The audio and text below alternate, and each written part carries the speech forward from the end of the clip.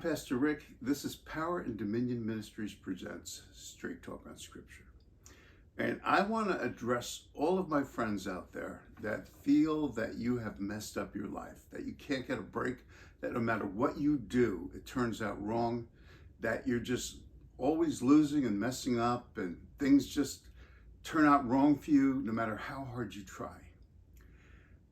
I have been there, and the first part of my life was one screw up after another. And having journeyed through that terrible time, I brought some valuable life lessons with me that I think will give some of you hope.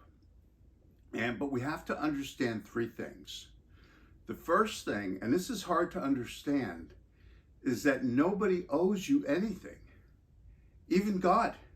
I mean, Jesus died on the cross so you could have a relationship with God, and that's what he's done.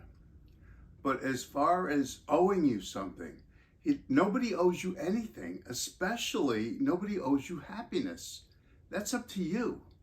If you want to be successful, if you want to have a life that's fruitful, those are things that come from good decisions. I've often said, if you look at somebody you look at and say, boy, I wish I had their life. Well, I think if you really knew them and you found out how they got to that place, if you did the same things they did, you would end up with the same things they have. That's the first thing. Nobody owes you anything. It's up to you. The second thing, and I know this is really hard to kind of wrap your mind around, because we've all been in a place where we've said it can't get any worse, and that is the biggest lie there is. No matter how bad things are, it can always get worse. It's like, trust me, things can get worse. So one of the first things I had to learn was to be grateful even when I thought things were terrible. Once I developed an attitude, number one, that nobody owed me anything, and to be grateful for what I had, even if I thought it was terrible, I began to realize things could always get worse, and just to be grateful. And the third thing, if you've made a total mess of your life and you feel like, oh, I might as well give up, don't give up, because there's still time to change the road you're on. Maybe you've made a mess of this life. That may be a reality, but don't forget there's eternity.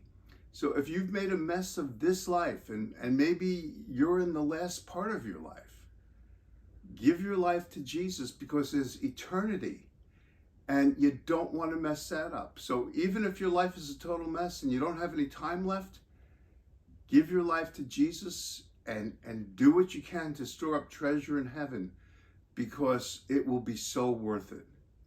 This is Pastor Rick. Remember, I have been there. The first part of my life was terrible.